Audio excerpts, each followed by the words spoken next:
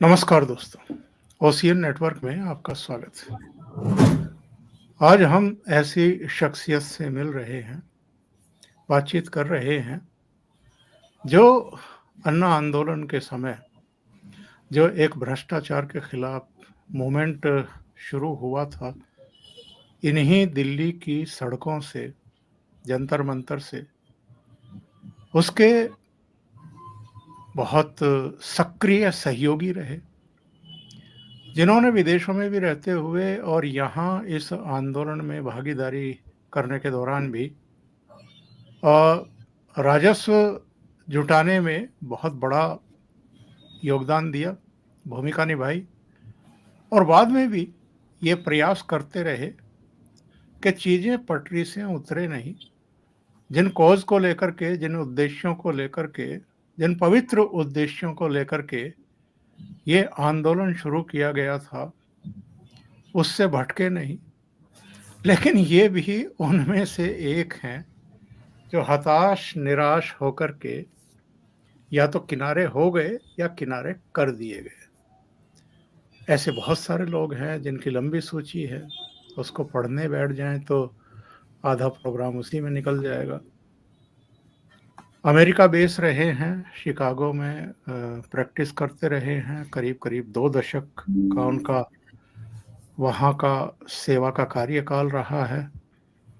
इधर फिर भारत लौटे हैं, दिल्ली लौटे हैं और नए सिरे से एक और प्रयास कर रहे हैं कि जो प्रयोग उस समय किया गया था, जो लोगों की उम्मीदें जग गई थी, वो तो अब धूमिल हो रही हैं। और उस समय क्या-क्या कहा गया था, क्या-क्या सपने दिखाए गए थे, किस तरह की राजनीति ये लोग, किस तरह के बदलाव ये लोग लेकर के आएँगे और ठीक उसका उल्टा हुआ। भ्रष्टाचार के खिलाफ आंदोलन खड़ा हुआ था, खुद भ्रष्टाचार में आकंठ डूबे हुए मिले और बहुत सारे मामलों में इनके बहुत निकट सहयोगी गिरफ्तार किए गए। इस समय तिहाड़ में आराम फरमा रहे हैं, जेल की रोटियां तोड़ रहे हैं और इनके सिर पर भी गिरफ्तारी की तलवार लटकी हुई है, जिससे ये बच कर के भागे हुए हैं। ऐसे ही एक व्यक्ति, ऐसी शख्सियत जो फिर से सक्रिय हुए हैं अपने सहयोगियों के साथ, डॉक्टर मुनीश रायजादा, उनके साथ जुड़ते हैं और चर्चा को आगे बढ़ाते हैं। मुनीश जी, बहुत स्वागत है आपका। नमस्कार। धन्यवाद ओंकार जी। मुनीश जी, ये बताइए, आप जानते हैं कि जो आप बीड़ा उठा रहे हैं वो बहुत मुश्किल है और ऐसे में तो और भी मुश्किल है जब यहाँ और पंजाब में ये लोग सत्ता में बैठे हुए हैं। और सत्ता में बैठे हुए जो मैं जिक्र कर रहा हूँ वो इसलिए कर रहा हूँ कि जो मीडिया है उसको मैनेज कैसे किया जाता है, ये इन्होंने बहुत अच्छे तरीके से जाना भी है, समझा भी है और उसे मैनेज किया भी है।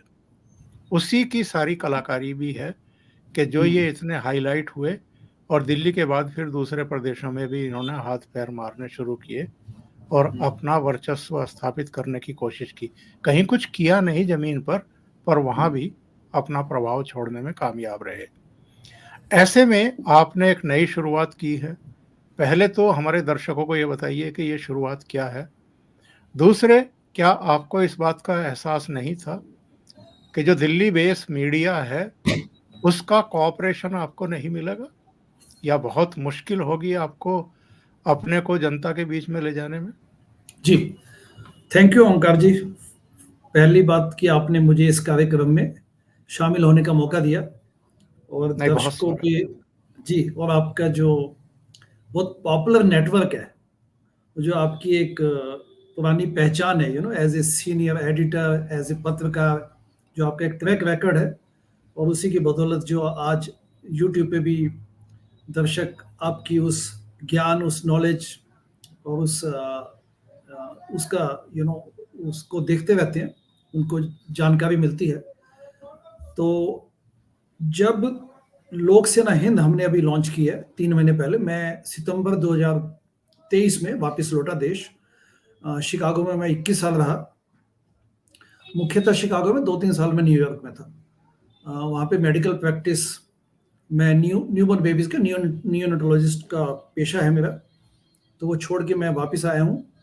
और लोक सेना हिंद दिल्ली केंद्रित, दिल्ली के लोगों के साथ दिल्ली का विकास, ये हमारी टैगलाइन है। हम चाहते हैं कि दिल्ली में एक बदलाव लेके आए, क्योंकि अन्ना आंदोलन के लिए जो साथी आए थे वो सपना वहीं की वहीं खड़ा है। जन लोकपाल बिल के लिए आए थे, और अभी 29 दिसंबर 2023 को हमने gate number 6 Rajiv Chowk metro station के बाहर 10वीं बरसी यानी कि 10th डेथ एनिवर्सरी हमने मनाई जन लोकपाल बिल की, दिल्ली के लिए। जी, क्योंकि जी। दिल्ली में जब 2015 में ये सत्ता में आए आम आदमी पार्टी, तो इन्होंने अपने वादे किया था जनता को कि हम दिल्ली में सत्ता में आते दिल्ली प्रदेश के लिए एटलीस्ट हम जन लोकपाल बिल लेके आएंगे, और उसके बाद वो ठंडे बस्ते में पड़ा है।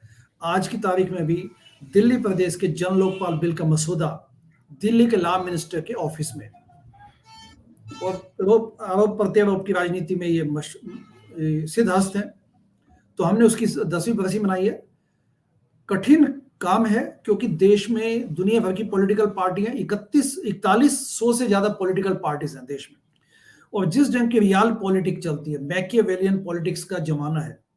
और खासकर आम आदमी पार्टी ने पिछले 10 सालों में जो ये सारे मापदंड तोड़ के जिस प्रकार से इन्होंने एक गंदी पॉलिटिक्स करके दिखाई है, तो उसके सामने ये रास्ता बड़ा दुर्गम लगता है।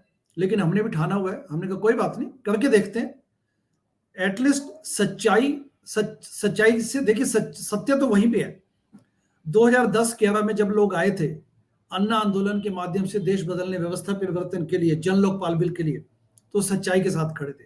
सत्य वहीं खड़ा आज भी। ये लोग बदल गए, इन्होंने स्वार्थ सिद्धि के लिए अपनी पॉलिटिकल पार्टी बनाई, और उसके बाद उसमें भी जो मूल्य उन्होंने दिखाए शुरू में, जो वैल्यूज दिखाई, उसके बाद जिस ढंग का डिग्रेडेशन हुआ, डेनिग्रेशन हुआ जो वैल्यूज का, वो देख के आज लोगों के मन में स्केप्टिसिज्म है। अब हम सच्चाई की बातें करते हैं जब जनता के सामने दिल्ली में, तो लोगों को दे फील हर्ट, उनको लगता है ये बातें तो पहले भी बोली जाती थी। तो आपने बिल्कुल ठीक कहा कि रास्ता दुर्गम है, चैलेंजिंग है, और जिस ढंग से ब्लैक मनी पॉलिटिक्स में ये सिद्धहस्त हैं, बाकी पॉलिटिकल पार्टीज भी करती है, ये अकेले नहीं है, लेकिन इन्होंने तो सब मापदंड तोड़ दिए। तो मुझे लगता है कि सच्चाई की राजनीति करने का इंडिया में बहुत अच्छा मौका है, क्योंकि जब सब कुछ ही बड़ा एक डिसमल सिचुएशन हो, जब सब अंधकारमय हो, या अंधकारमय मत कहिए तो जो वैल्यू बेस्ड पॉलिटिक्स का समय कि आजकल कोई बात ही नहीं करना चाहता, तो मुझे लगता है अच्छी पॉलिटिक्स करने का समय अब है, बल्कि क्योंकि रिफॉर्म्स की जो बातें करें, हम चाहें कि अच्छे लोग पॉलिटिक्स में आ पाए, उनके लिए लेवल प्लेइंग फील्ड जिस ढंग से अपने को बनाना पड़ेगा। तो मैं ये समझता हूं कि धीरज का काम है, समय लगेगा, लेकिन अच्छी पॉलिटिक्स का जमाना है। We need statesman in politics, statesman, और स्टेट्समैनशिप खत्म हो चुकी है आज देश में। कैसा लगता है जब एक के बाद एक आप सुनते हैं कि आज इस मामले में भ्रष्टाचार की परतें खुल रही हैं, आज इस मामले में एक और पकड़ा गया है, एक और जेल भेजा जा रहा है, जी। सीबीआई या ईडी की रेड पड़ रही हैं, समन जा रहे हैं इनको, लिंक जुड़ रहे हैं, मनी ट्रेल जो है वो पकड़ में आ रहा है, सुप्रीम कोर्ट भी 338 करोड़ के हस्तांतरण की बात ऑन रिकॉर्ड लेकर के आ रहा है। उस समय कभी सोचा था आप लोगों ने कि इस हद तक भी ये लोग नीचे चले जाएंगे, और वजह क्या मानते हैं, क्यों इनका ये पतन हुआ है? हाँ, देखिए बात ये है कि जब आप पूरे आंदोलन को पीछे से देखते हैं, मतलब जब आप पीछे मुड़ के देखते हैं कि कैसे अन्ना आंदोलन शुरू हुआ, जन लोकपाल बिल की डिमांड पर एक पूरा देश लामबंद हुआ अन्ना हजारे जी के साथ, और देश बदलाव की बातें की गई। उसके बाद एक पॉलिटिकल पार्टी बनाई गई जिसमें उन्होंने कहा था कि भ्रष्टाचार मुक्त भारत मेरी मांग ही नहीं मेरी जिद है, भ्रष्टाचार मुक्त भारत मेरी मांग ही नहीं मेरी जिद है। ये टैग लाइन अनफॉर्चुनेटली, दुर्भाग्यवश, आज भी आम आदमी पार्टी की वेबसाइट पे आपको देखने को। जब इन्होंने देशभक्ति का एक जामा ओढ़ा, इन्होंने कहा कि हम देशभक्त हैं, सच्चे लोग हैं, और जब डिग्रेडेशन शुरू हुई, ओमकार जी, सबसे दुर्भाग्य की बात यह है कि जब ये सब देख पा रहे थे, सब जनता देखने लग गई कि वास्तव में इनका जो ये नैतिकता का जो जामा है वो हट चुका है, उसके बाद भी अपने आप को देशभक्त कहना, देशभक्त, कट्टर कट्टर देशभक्त कहना और अपने आप को ही ईमानदार कहना, इससे बड़े दुर्भाग्य की कोई बात नहीं हो सकती। आप ये देखिए कि अभी भी रैलीज में, सभाओं में वंदे मातरम और भारत माता की जय बोला जाता है, जबकि इन्होंने चंदे की लिस्ट हटाई सबसे पहले। जैसी सत्ता में आए, जनता का दिया हुआ चंदा, क्योंकि फाइनेंशियल ट्रांसपेरेंसी एक हमारा कोर प्रिंसिपल होता था आम आदमी पार्टी का, कि हम चंदा की पारदर्शिता आपको करके दिखाएंगे। जो चंदा जनता देगी हम वो चंदा दिखाएंगे। 2015 में सत्ता में आने के बाद जब 67 सीटें मिली, तो जो 2016 में इन्होंने चंदे की लिस्ट हटाई, जिसका हमने विरोध किया। हमने कहा फाइनेंशियल ट्रांसपेरेंसी अगर आप में नहीं होगी तो हमारा जो एक मैकेनिज्म बनाना चाहते हैं, इंस्टीट्यूशन हम खड़ा करना चाहते हैं पॉलिटिक्स में एक अच्छा, वो खत्म हो जाएगा। इन्होंने नहीं मानी। जितेंद्र तोमर की डिग्री को इन्होंने खुद ही प्रमाणित करने की कोशिश की कि नहीं, मैंने देखा है, वो सब ठीक है, और उनको पुलिस ने पकड़ा। उसके बाद जब स्कैम्स आए हैं, शराब घोटाला, शराब घोटाले में इतने एविडेंस जनता के सामने हैं और अभी तक आज तक इनको बेल नहीं मिली, तो ये कह देना कि जुडिशरी भी मिली हुई है, it is next to impossible. आप देखिए इनको बेल नहीं मिल पा रही। और लेटेस्ट एग्जांपल देखिए आप, लेटेस्ट एग्जांपल, जो व्यक्ति पहले से जेल में है यानी कि संजय सिंह, और उनको बेल मिल नहीं रही, उसको सेकंड टाइम राज्यसभा के लिए रीनॉमिनेट करने का रीजन क्या है? क्योंकि ये सब इनको एक दूसरे के पत्ते पता है। संजय सिंह को राज्यसभा में जेल में एक अपराधी की भूमिका में जो व्यक्ति बैठा है वहां पे, सांसद, उसके पास अरविंद केजरीवाल के पत्ते हैं। तो ये उनकी मजबूरी है। और जितने भी राज्यसभा में इन्होंने लोग भेजे हैं, आप ध्यान दीजिए, वो सब थैली शाह लोग हैं, मनी बैग्स। तो ये क्या शो करता है? इन्होंने पैसे खाए हैं। शराब घोटाला, उसके बाद फेक ड्रग्स का भी मामला सामने आया। And on top of this अभी जो लेटेस्ट एग्जांपल है वो देखिए, फेक लैब टेस्ट, यानी कि गोस्ट पेशेंट्स पे। मोहल्ला क्लिनिक, पहली बात तो काफी मोहल्ला क्लिनिक बंद है, हमने वीडियोस बना के जनता को दिखाए भी हैं, हमने सर्वे किया पिछले 3 महीनों में। ओमकार जी, आप ये देखिए कि मोहल्ला क्लिनिक लगभग 4-5 घंटे चलता है, उसमें एक डॉक्टर 250 मिनट में 550 पेशेंट कैसे देखेगा? आधे मिनट। अच्छा, वहां पे आप जाएंगे तो आपको एक डॉक्टर को पेशेंट देखने के 40 रुपए मिलते हैं, तब भी आप एक डिसेंट अमाउंट बना सकते हैं। लेकिन क्योंकि लालच ऊपर से नीचे तक भरा हुआ है, जब वो देखते हैं कि हमारा जो राजा है वो खुद ही अनैतिक है, खुद ही भ्रष्टाचार में लिप्त है, खुद शीश महल में जाके बैठा है, तो जो वहां पे स्टाफ है उसकी भी लालच की कमी नहीं है, तो वो देखता है कि ठीक है 40 रुपए तो आपको मिल ही रहे हैं, which is a decent amount, आप अच्छा अमाउंट बना सकते हैं। लेकिन उनकी भी लालच की कमी नहीं है, वो सोचते कि और बनाओ, तो वो गोस्ट पेशेंट यानी कि नकली नाम पे ही वो बिलिंग करने लग गए। कल एम्स के डॉक्टर साहब का एक फोन आया, उन्होंने मुझे बोला, वो एंडोक्राइनोलॉजिस्ट है, ठीक है, specialist, multi I mean super specialist doctor है। वो कहते हैं कि जब दिल्ली का पेशेंट कोई मेरे पास आता है तो अगली विजिट के लिए हमने जैसे उनको बोला भी आप अपना ब्लड शुगर चेक करवा के लाइए, या फॉर एग्जांपल अपना थायराइड टेस्ट करवा के लाइए, जिसमें आप TSH एंड FT4 सिर्फ 2 टेस्ट चाहिए आपको, वो करवा के लाइए। तो जब वो पेशेंट अगली बार आता है तो देखते हैं कि पूरा पैनल दुनिया भर के लैब्स की होती है। तो उन्होंने डॉक्टर साहब ने कहा भी आप ये सारी लैब्स तो हमने बोली नहीं थी आपको, क्योंकि आप फॉलो पेशेंट के रूप में आए हैं, I don't need all these labs. वो कहते हैं सब होता है, क्योंकि ओमकार जी इसमें जो स्कैम है वो क्या है कि लैब टेस्टिंग भी प्राइवेटाइज की हुई है। तो डॉक्टर लिखता है अननेसेसरी टेस्ट, उसकी बिलिंग होती है, उसका पैसा गवर्नमेंट में जो पदाधिकारी बैठे हैं, मिनिस्टर्स तक बैठे हैं। तो कहने का मतलब ये है, ऐसे तो काउंटलेस एग्जांपल्स हैं। एमसीडी का देख लीजिए आप, एमसीडी का दिल्ली में कूड़ा करकट, बिल्कुल आप निरपेक्ष होकर बात कीजिए, दिल्ली में कूड़ा करकट सड़कों तक फैला हुआ है और बहुत बुरा हाल है, और उसके बावजूद भी इनके कान पे जूं तक नहीं रहती। ये मशगूल है अपने पैसा बनाने में और अपनी पार्टी एक्सपेंशन में, और जबकि जनता ने आपको मैंडेट दिया था, जनता ने आपको मैंडेट दिया था कि आप उनकी सुविधाएं, उनकी समस्याओं का निराकरण कीजिए, उनके सॉल्यूशंस लेके आइए, लेकिन कुछ नहीं है। तो ये सबसे बड़ी पीड़ा ये है। मुनीष जी, जिस तरह के एलिगेशन इन पर लगे हैं, जिस तरह के मामले सामने आए हैं, और एलजी ने होम मिनिस्ट्री से कह करके जितने मामलों की सीबीआई और दूसरी जांचें शुरू करवाई हैं, इनमें तथ्य निकल रहे हैं, दस्तावेज सामने आ रहे हैं, मनी ट्रेल पकड़ में आ रहा है। जाहिर है बचेंगे तो है नहीं। चाहे मनीष सिसोदिया हो, संजय सिंह हो, चाहे अरविंद केजरीवाल हो या दूसरे लोग हो। अभी तो सौरभ भारद्वाज का भी मामला ये सामने आ गया है, जी। दूसरे मामले भी आ रहे हैं। हम्म। तो इन्होंने जिस तरह के पाप किए हैं उनकी सजा तो इनको मिलेगी, और कानूनी तौर पर मिलेगी, अदालतों से मिलेगी और सजा होगी। और ये हम पिछले दिनों देख चुके हैं। राहुल गांधी को जब सूरत की कोर्ट ने एक मानहानि के मामले में 2 साल की सजा सुनाई थी, तो उनकी संसद सदस्यता चली गई थी, उनका बंगला छिन गया था। और अगर स्टे ना होता सुप्रीम कोर्ट से तो वो जेल जाते, और 2 साल की जेल काट करके जब आते तो अगले 6 साल तक वो सक्रिय चुनावी राजनीति में हिस्सा नहीं ले पाते। इनके साथ भी यही होने वाला है। इनको किसी ना किसी मामले में सजा होगी, 2 साल से अधिक की होगी, क्योंकि भ्रष्टाचार का मामला है। क्या इनको नहीं पता था कि आप पकड़े जाओगे और पकड़े जाने के बाद आपको सजा भी होगी, और सजा हुई तो आप अयोग्य घोषित कर दिए जाओगे चुनाव लड़ने के?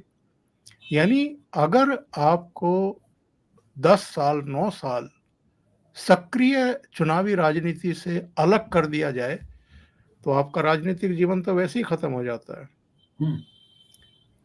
तो क्या इनको इस बात का अंदाजा नहीं था? ये तो पढ़े लिखे अपने आप को बताते हैं कि मैं तो इनकम टैक्स ऑफिस में सहायक कमिश्नर रहा हूं। इतनी बड़ी गलती कोई कैसे कर सकता है? इतनी बड़ी बेवकूफ़ी कैसे कर सकता है? मुझे क्या लगता है कि गलती नहीं है, ये इनका एक ओवर कॉन्फिडेंस था। क्या होता है कि एक पॉलिटिशियन भी एक तब के उभर के आता है, उसने जनता के बीच में समय बिताया होता है, उसने अपने लॉसेस या डिफीट्स देखी होती है, तब जाके वो एक एक पॉलिटिशियन, उस पॉलिटिशियन में एक ह्यूमिलिटी होती है, एक हम्बलनेस होती है, उसको लगता है वो जनता को समझता है। लेकिन क्या है कि और उसके बाद करप्ट हो जाते हैं इंडिया में पॉलिटिशियंस 10 15 20 सालों के बाद भी, वो अनफॉर्चुनेट है, मैं उसमें नहीं जाऊंगा। लेकिन एक जो राजनीतिक होता है उसका एक लाइफ स्पैन होता है, जिसमें कि वो एक इंक्यूबेशन पीरियड और उसके बाद तब क्या आता है। यहाँ पे क्या हुआ ओमकार जी की एक एक्टिविस्ट, ये एक्टिविस्ट थे, इनको एक आंदोलन की एक सैलाब के माध्यम से ये उस ऊंचाई पे, उस मुकाम पे पहुंच गए जहां पे ये कभी 15 20 साल भी में भी मुश्किल से पहुंच पाते, अगर ये तब करते तो जनता के बीच में रह के राजनीति करते तो। अब हुआ क्या कि इनको लगा फिर 67 सीटें मिलना, तो इनमें अहंकार आ गया और इनको लगा कि बस अब कुछ देखने वाला कोई नहीं। अच्छा, जब आप ऐसे होते तो चाटुकार, क्योंकि आप खुद ही आपने इंट्रोडक्शन में बताया कि जो इनके साथ जो सच्चे लोग थे वो सब तो चले गए। देखिए, हम तो फिर भी डटे हुए मैदान में। आप यकीन मानिए, अपने पुराने साथियों से जब बात करते हैं वो कहते हैं मैं 1 मिनट भी इनके बारे में सोचना भी नहीं चाहता। I am done with them because they feel hurt. वो कहते हैं कि हमने जिंदगी में गलतियां की, क्योंकि उनके कारोबार, उनके स्टडीज, उनके परिवार सब अफेक्ट होते हैं जब आप एक्टिव पॉलिटिक्स में जाके ऐसे कंट्रीब्यूट करते हैं। तो they feel bad and they feel hurt.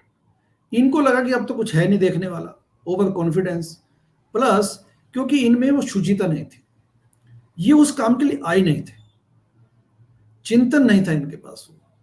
और ये आज समझाना बड़ा आसान है ये बात, क्योंकि स्कैम्स आफ्टर स्कैम्स। तो इनको ये लगा, दूसरा उस वक्त जो चाटुकार थे इनके साथ, वो तो जो बाद में जो एक भीड़ आई इनके साथ, तो सब अपना प्रोफेशनल गेंस के लिए आए थे, तो आज सबके सामने। आपने बहुत बड़ा रिस्क नहीं उठाया है एक वैकल्पिक पार्टी बना करके, क्योंकि किसी पार्टी को चलाने के लिए संगठन भी चाहिए, कार्यकर्ता भी चाहिए, झंडे डंडे लगाने वाले से लेकर के पोस्टर बैनर लगाने वाले, और कुछ भी आप करेंगे तो उसके लिए कुछ धन भी चाहिए। हालांकि मैं आपका ट्विटर हैंडल देख रहा था, आपकी वेबसाइट भी देख रहा था, और चूंकि लोग धोखा खा चुके हैं इसलिए आपकी राह जो है कुछ ज़्यादा टेढ़ी होने वाली है, ज़्यादा मुश्किल होने वाली है। जी, अरविंद ने हमारी सिचुएशन को ज़्यादा चैलेंजिंग बना दिया, क्योंकि जैसा आपने कहा कि लोगों के मन में संशय पैदा होता है कि ये तो सच्ची, ये बातें तो पहले भी सुन चुके हैं, जबकि सच्चाई है कि सच हमेशा सच वहीं खड़ा है, सच को आप झुका नहीं सकते। लेकिन वो सच के नाम पे जो एक समाज के साथ धोखा हुआ, तो उसकी वजह से सिचुएशन हमारे लिए ज़्यादा मुश्किल हो गई है। आपकी बात बिल्कुल ठीक है, चैलेंजेस भी हैं, और हमने भी सोचा है कि ऑल्टरनेटिव पॉलिटिक्स का एक नया मॉडल खड़ा किया जाए, लेकिन जनता साथ देगी।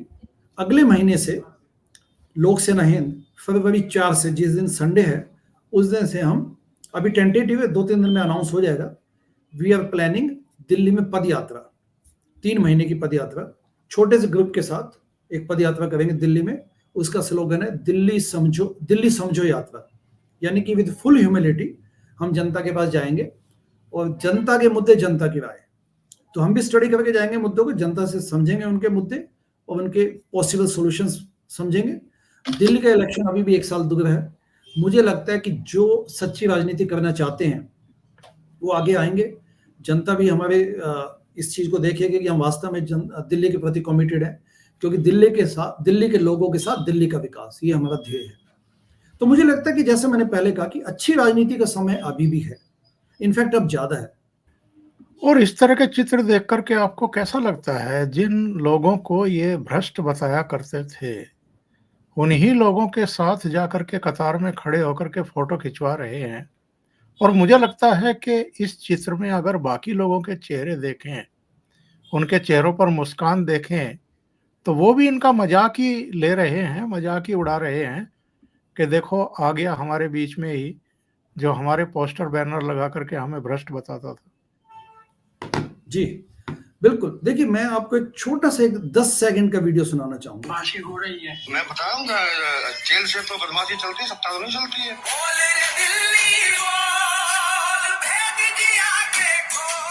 बदमाशी हो रही है, मैं बताऊंगा, जेल से तो बदमाशी चलती है, सत्ता तो नहीं चलती है।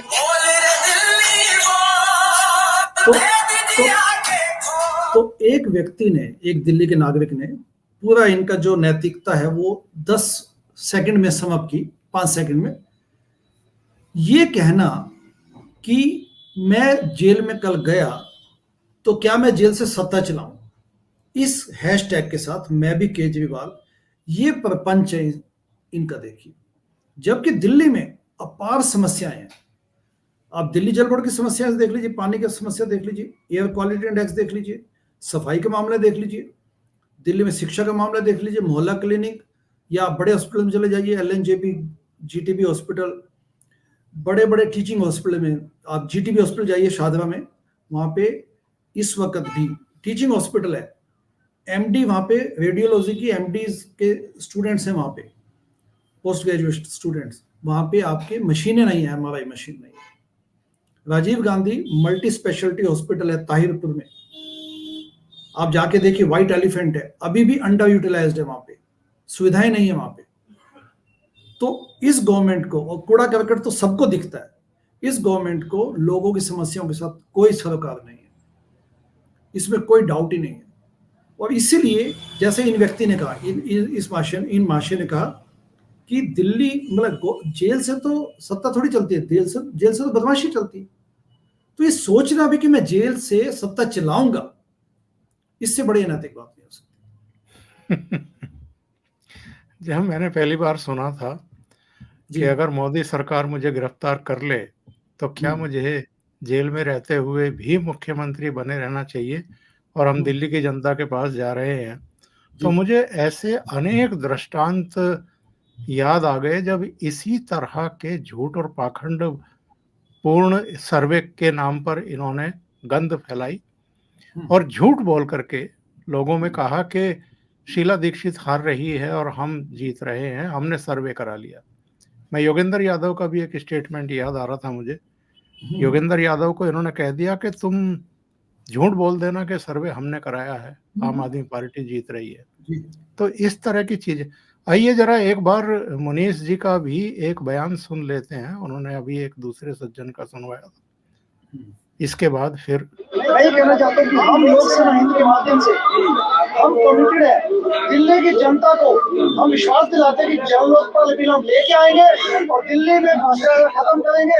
दिल्ली प्रदेश इस बहाने लीड करेगा पूरे देश में, और जब दिल्ली में आएगा तो देश में भी उनको पार्लियामेंट में लाना पड़ेगा। क्योंकि मैं ये कहना चाहता हूँ कि ना तो देश के नेताओं की ना दिल्ली के नेताओं की मंशा है कि वो दिल्ली में जन लोकपाल बिल लाना चाहते हैं। जी मुनीष जी कुछ कहेंगे, लोकपाल क्यों नहीं लेकर के आए अल्टीमेटली ये लोग? देखिए, उससे पहले मैं चलो दिल्ली की छोड़िए, क्योंकि आरोप प्रत्यारोप की राजनीति है इनकी। पंजाब फुल फ्लेज्ड गवर्नमेंट है आम आदमी पार्टी के पास, वहां की सारी सुख सुविधाएं दिल्ली के मुख्यमंत्री भी भोग रहे हैं, जो कि अनैतिक है। दिल्ली आम आदमी पार्टी की पंजाब गवर्नमेंट को किसने मना किया कि आप अपने प्रदेश में पहला जन लोकपाल बिल अपने प्रदेश के लिए लेके आइए ताकि पूरा देश उसको फॉलो करे? किसने मना किया? इनको इनसे कोई मतलब ही नहीं है। इनको पॉलिटिक्स में सिर्फ आना था, इसलिए इन्होंने ये प्रपंच रचा। मैं चैलेंज के साथ कह सकता हूं कि आप पंजाब में बल्कि बनाइए, आप जन लोकपाल बिल लेके आइए और बाकी प्रदेशों को भी आप, ताकि आप फोर्स कर सके। क्योंकि इस वक्त जो लोकपाल बिल है अपने देश में, आंदोलन चला था जन लोकपाल बिल के लिए, लेकिन 2014 में पार्लियामेंट ने हमें लोकपाल बिल दे दिया, लेकिन लोकपाल अपना इफेक्टिव नहीं है आज देश में, इसलिए करप्शन के इतने मामले देखने को मिलते हैं। जन लोकपाल बिल आ जाता तो वो पावरफुल एक टूल होता, एंटी करप्शन मैकेनिज्म बन पाता देश में।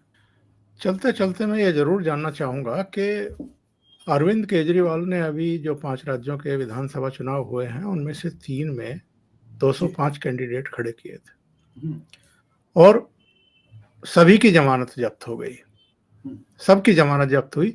तीनों राज्यों में इनको 1% वोट भी नहीं मिला और तीनों ही राज्यों में नोटा का भी 50% ही इनको मिला, यानी नोटा को इनसे 2 गुने वोट मिले।